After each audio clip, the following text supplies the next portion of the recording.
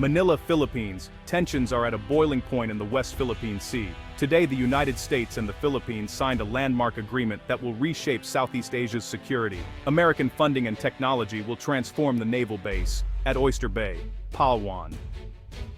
This isn't just construction. It's a bold statement of intent. For years, the Philippines struggled to assert its sovereignty.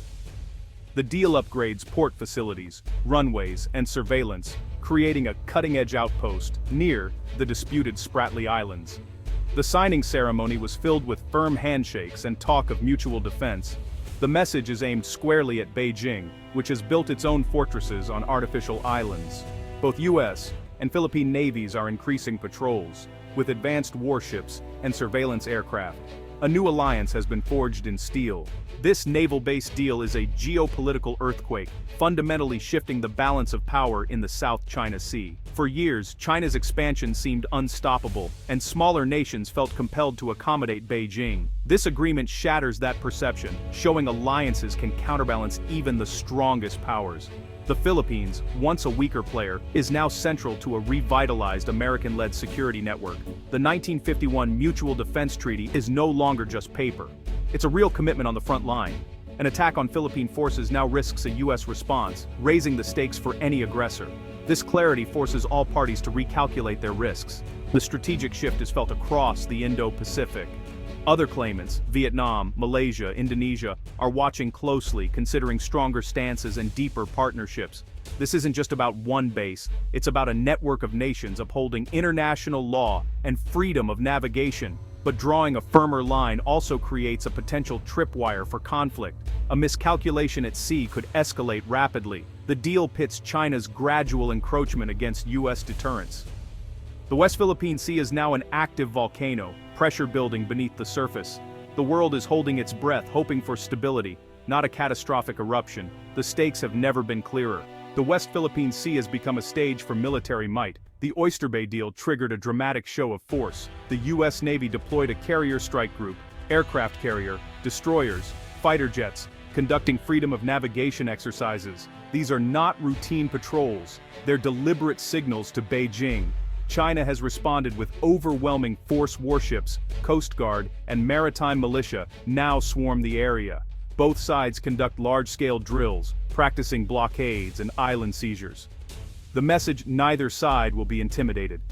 Tension is at a breaking point, a powder keg waiting for a spark. Imagine a Philippine supply boat surrounded by Chinese ships, water cannons blasting, dangerous maneuvers at sea. Every encounter risks miscalculation. A single mistake could trigger a crisis. The technology is cutting-edge, hypersonic missiles, stealth aircraft, unmanned drones, and constant surveillance. Hypersonic missiles, stealth aircraft, unmanned drones, constant surveillance, satellites watch from above, submarines listen from below. This is 21st century warfare. Information is as vital as firepower. The constant high alert breeds fatigue and risk. One wrong move by a commander could ignite a conflict no one wants. The world watches, hoping cooler heads prevail. The stakes are as high as the tension. Oyster Bay is a strategic jewel, Palawan's westernmost outpost, just 160 kilometers from the contested Spratly Islands. Its location allows the Philippine Navy to respond to incidents in hours, not days. The transformation is profound: dredged harbors for larger warships, fortified piers, new fuel depots, and advanced communications. An upgraded airstrip will host patrol aircraft and fighter jets. Oyster Bay becomes a forward operating base, projecting power and monitoring the region. Over $3 trillion in trade passes through these waters annually. Keeping sea lanes open is a global priority. The bay's natural geography, deep, sheltered, and typhoon protected, makes it ideal for naval operations. Both the Philippines and the U.S. see it as indispensable. Investment here means control over response times, surveillance, and the ability to shape events. Oyster Bay is now a guardian of commerce and security. Its importance cannot be overstated. This deal is a turning point for the armed forces of the Philippines. For decades, the military was underfunded, focused on internal threats, and equipped with aging ships. The new alliance brings resources and technology, finally allowing the Philippines to build a credible 21st century defense.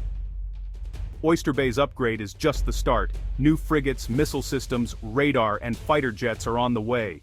Joint training with U.S. forces will sharpen skills and forge a more capable military. The psychological impact is immense. Filipinos feel pride and determination, no longer bystanders in their own waters. Morale is as important as hardware. The will to defend sovereignty is renewed. The U.S. alliance acts as a force multiplier, ensuring interoperability, intelligence sharing, and rapid support in crisis. A Philippine vessel in trouble can count on American backup. This integrated defense posture makes aggression a much riskier proposition. The shield is not just steel, but shared commitment. The Philippines is taking charge of its destiny. A modern defense is finally within reach. China's reaction to the Oyster Bay deal has been swift and furious.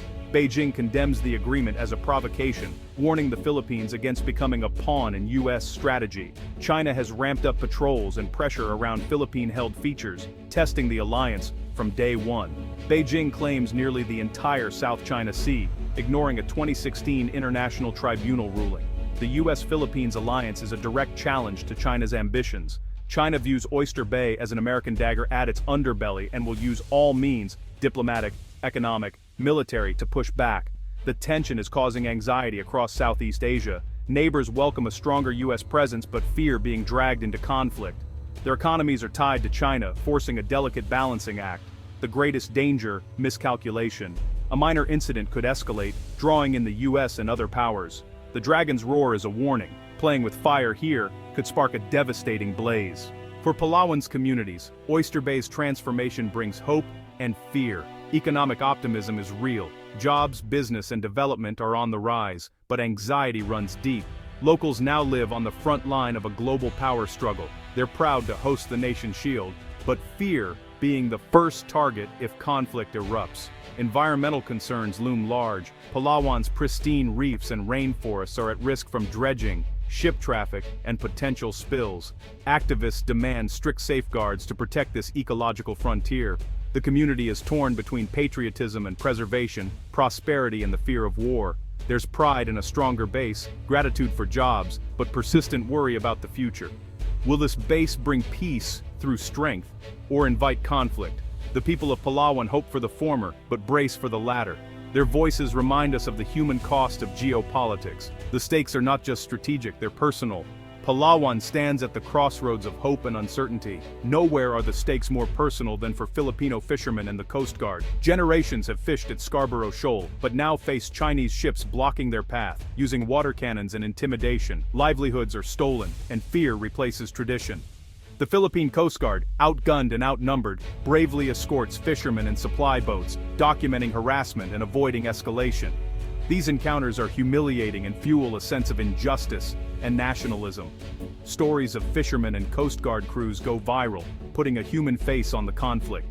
The new Oyster Bay base offers hope. A stronger presence could deter aggression and protect livelihoods. For the Coast Guard, proximity means faster response and better support. The deal is about more than warships. It's about giving frontliners a fighting chance. It's about dignity, rights, and reclaiming the sea. The struggle is daily. The hope is real. The alliance brings new resolve to those on the front lines. The fight for the West Philippine Sea is personal. The West Philippine Sea is more than a regional dispute. It's a test for the global order. At stake are two visions: a rules-based system where law prevails, and a world where might makes right. China's actions challenge the post-World War II order, ignoring international rulings and enforcing claims by force. The conflict here is the battleground for these opposing worldviews. If China succeeds, it sets a precedent for coercion worldwide. The risk a more chaotic, unstable world where law is weakened. That's why nations like the US, Japan, and Australia support the Philippines and freedom of navigation. The Oyster Bay upgrade is a move to reinforce the rules-based order with credible deterrence. International law must be backed by resolve, not just paper. The future of Asia and global stability may be decided in these waters. The world is watching because what happens here will shape the 21st century. Will law or force define our future? The answer may be written in the waves of the West Philippine Sea.